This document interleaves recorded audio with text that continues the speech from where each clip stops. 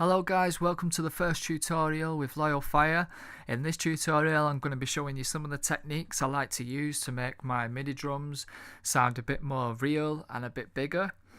So I'm going to show you what I started off with first. Okay, and what I've ended up with.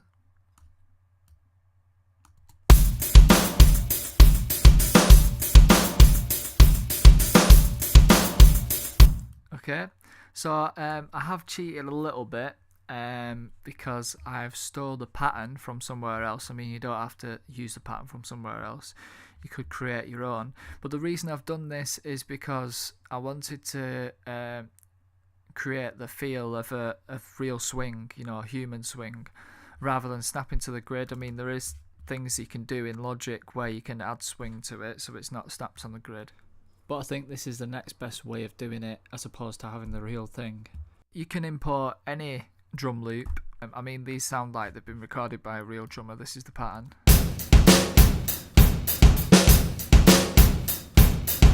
So you could import drums from one of your favourite tracks. I mean, if there's a drum section in that track what you love, you could import that in. And all you need to do is double click on it. You go to Factory, Audio, MIDI Groove Template, and click on that. And then what you'll see is this is where Logic is reading that the audio is. And this is the quantization. We've got it set to 16th notes there, but we're not going to have it as that. We're not going to get the result as that because this is the result. And this, as you can see, we're just trying to line it up as best we can with the original. So if you've got a bit more of a complex pattern, all you need to do is turn the granulation down. As you can see, it just picks up more detail. So for this, we're just going to have it on. You see them moving there, just trying to get them matched up. That looks pretty. Looks alright. Okay, and then what you need to do is just have your MIDI track. I already put one on there. You just select your MIDI track and press use. Okay, and there we have it. And then what you need to do is you just place these on the kick, snare, hi-hat, or whatever sounds you want them to be on. It's also got the velocities as well, which is pretty useful because that makes them sound more realistic as well. Obviously, if you were doing a dance track or something like that, you'd probably want the velocities the same. On the kicks, for instance, you know, you want the power towards be there.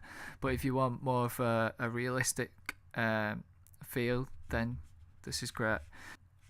Also, it's not, as you can see, it's not snapped on the grid, which is good. Okay, so I've placed them on the sounds I wanted here, as you can see. And also they sounded a bit flimsy and a bit weak to me.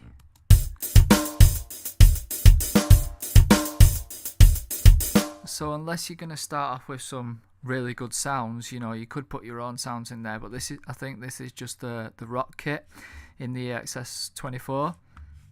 But all I did was just layer up the sounds in Logic. I layered up the kick and I layered up the snare because the snare just sounds a little bit too tinny and not enough weight on it, and the kick sounds a bit square and not round enough and big enough.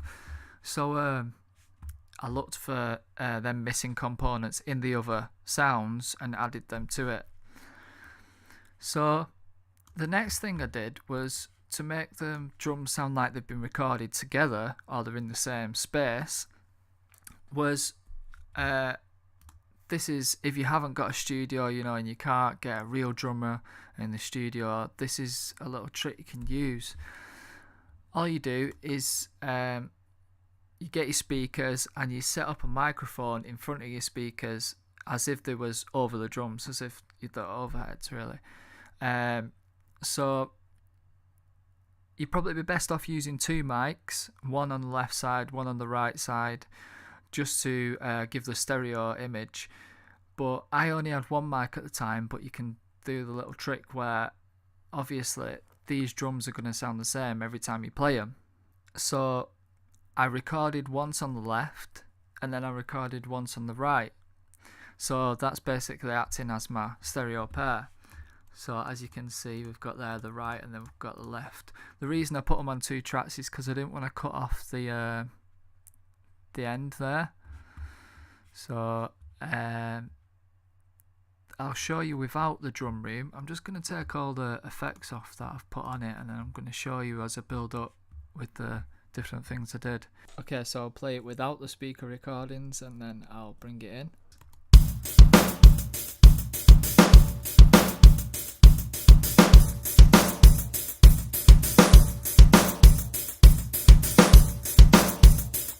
Okay, so as you can hear, it just opens up a lot more and it sounds more like a real space. So I think I just took a bit of the brightness off, and I'm compressing. I'm just using the standard room template, and I've just adjusted some of the settings. I think I'm compressing quite hard. No, not too much, but just to bring out the sound of the room a bit more. And what have I done on here? Yeah, I've just took off a lot of the bottom end. This is quite a good plug-in for bottom end. It's quite powerful. Just to get rid of some of the muddiness. You know, you don't want that muddying up everything else, especially if they're not in time, because you don't want to be losing power on the bottom end. The next thing I did was I wanted the kick to be a bit more in your face. As you can hear, I do like my kick's quite loud, but you could just tone this down. But what I did was I parallel compressed the kick. For those who don't know what parallel compression is, I can do another tutorial on it if you want me to. Just send me a message or a comment, and I'll go a bit more in depth with it. But basically all it is duplicating the sound and compressing it quite a lot, basically. So you want to crush the sound so it brings out the quiet bits, the noise floor, so it sounds a bit more in your face and it gives the illusion that it's a bit louder than it is. So I did that and I mixed it with the original sound, but I've only done that with the top of the kick. I've not done it with the bottom end, as you can see here. Okay, I'll add that in.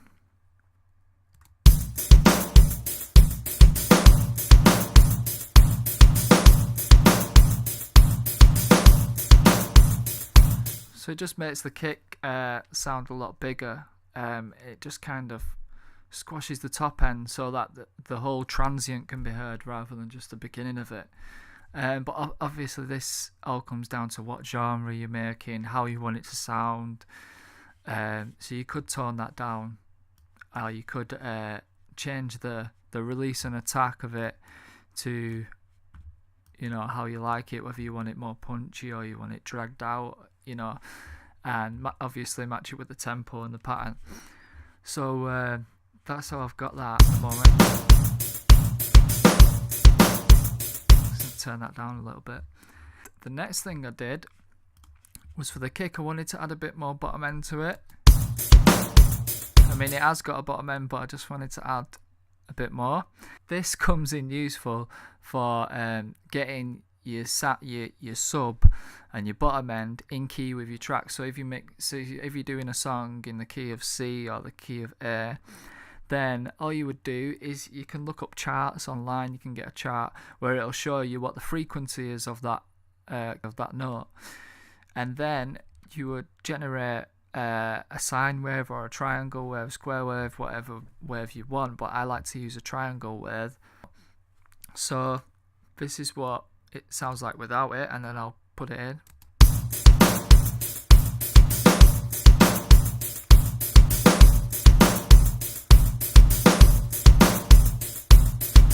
So as you can hear, it just beefs it up a lot.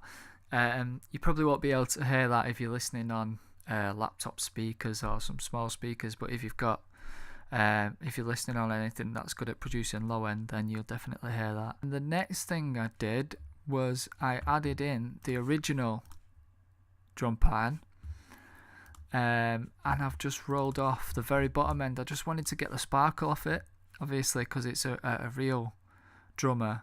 It's got that air to it of the kit that, it just sounds really good. So you could just, it's a little trick I like to use on all my tracks, just to add a bit more air on top of my drums.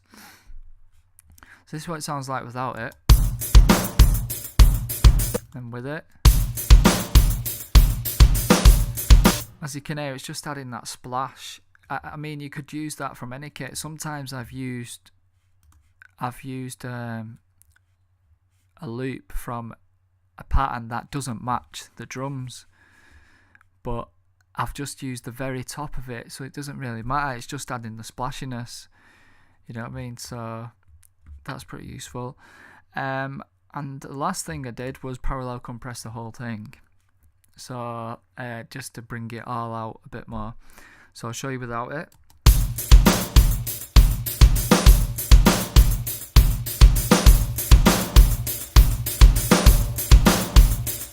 Okay, so it's very subtle, but it does make the difference, and it's the little things that make up the big difference. So I hope you found some of the things I've shown today useful, and I hope you can use them in some of your tracks. Let me know if you want me to do any other tutorials in particular.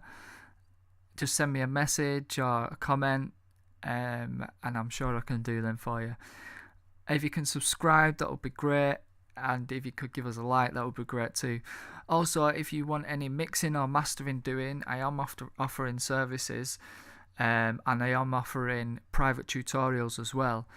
If you head over to my site, loyalfire.co.uk, you can check out some of the things I do on there. And also, if you are interested in any of the services, you can email me at info@loyalfire.co.uk, and I'm sure we can sort something out. Cheers, thanks again, see you next time.